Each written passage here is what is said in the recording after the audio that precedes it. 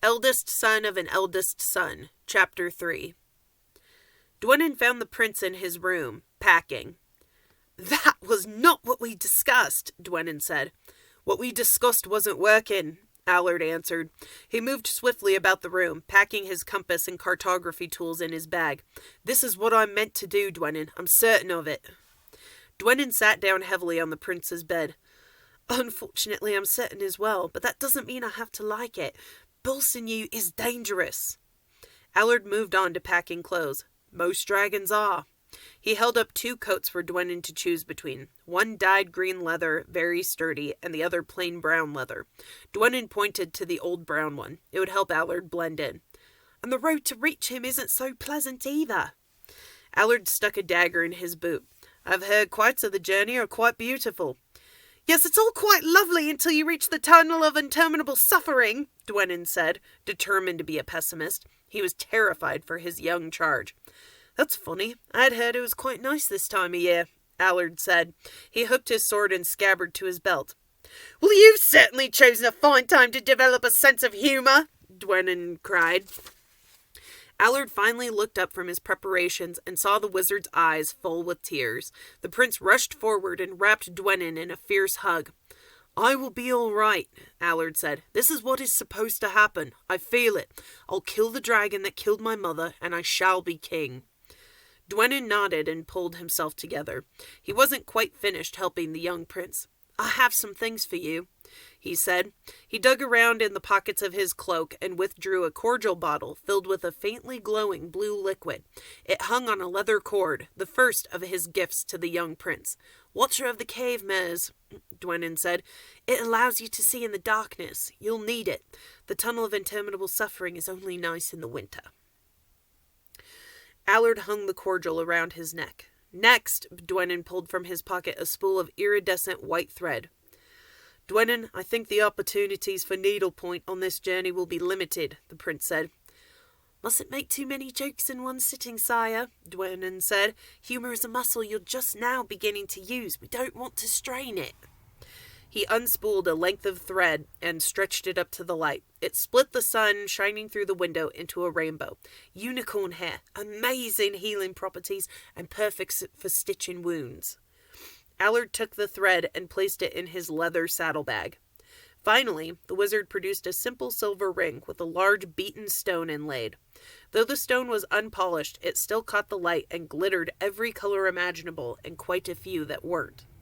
"Do you know what this is?" Allard shook his head. "It belonged to Van Thomas, the menagerie.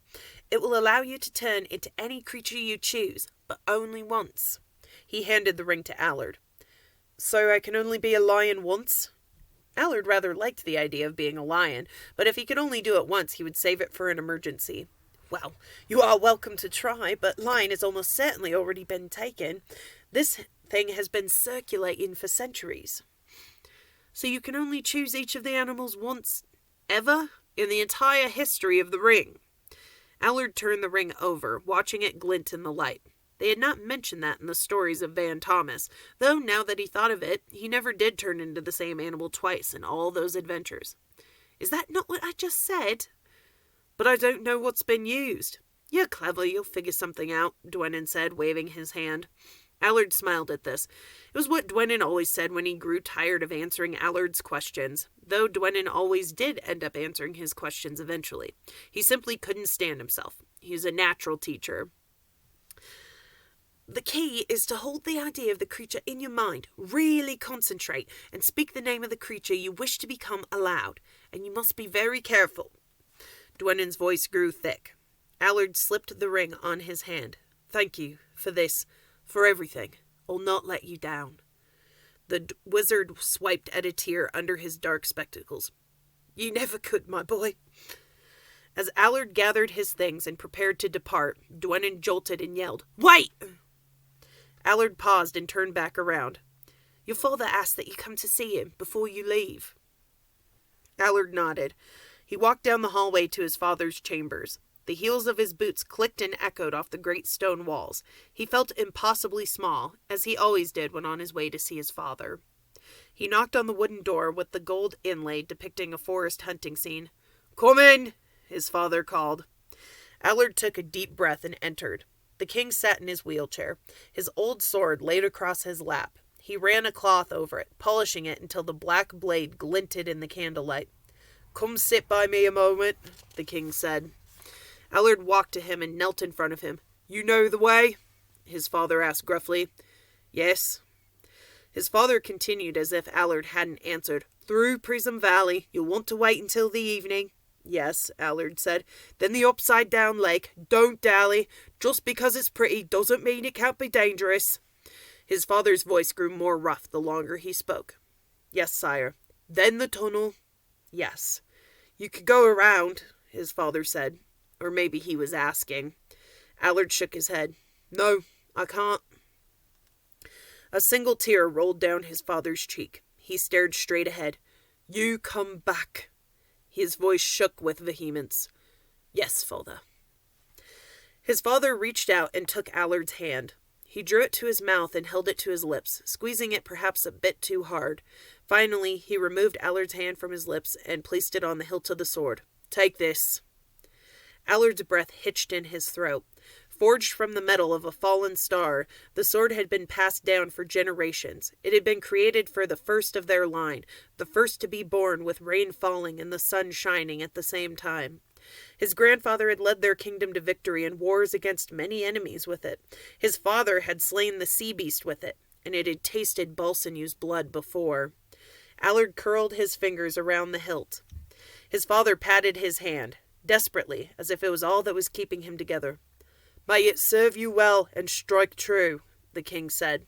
His voice had a watery quality. Allard knew his father would not want him to see his tears, and so, to preserve the king's dignity, he kept his eyes cast downward as he gave his father a hug. Then he rose and swapped out his sword for his father's in his scabbard. "Thank you, father." Allard closed the door to his father's chamber. He had one last stop to make before he departed. He knocked on the door to his brother's room. "Go away! I said I don't want any!" Braxton screamed. "Braxton, it's me," Allard said. There was a loud crash, some stomping footsteps, and then Braxton ripped open the door. "What do you want?" He'd been crying. His pale skin and dark eyes made the redness particularly obvious.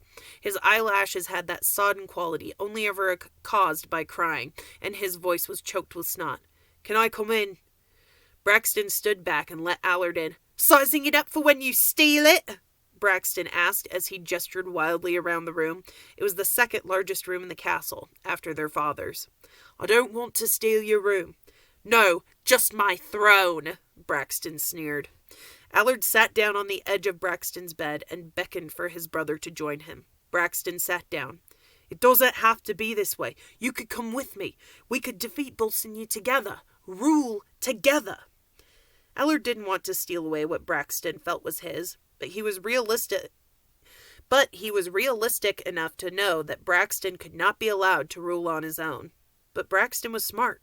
Ruling together, they could be great. For a moment, just one moment, Allard allowed himself to believe Braxton might say yes, that they could be true brothers. And maybe Braxton did consider it, for a moment. But then he saw the hilt of their father's sword sticking out of Allard's scabbard, and Allard saw cold hatred turn Braxton's eyes flat and dull. "He's going to kill you," Braxton hissed. "He's going to kill you, and I'll be glad." Allard nodded. It was time to go. He rose and left Braxton's room as his brother chanted, "He's going to kill you, and I'll be glad! He's going to kill you, and I'll be glad!" Braxton's words echoed off the great stone walls as Allard walked down the hallway and toward the great staircase. "He's going to kill you, and I'll be glad!" The words continued to echo in Allard's head as he saddled his beautiful black horse, Ondine. But once he passed the castle gates, he allowed himself to think of them no more. He was on a quest.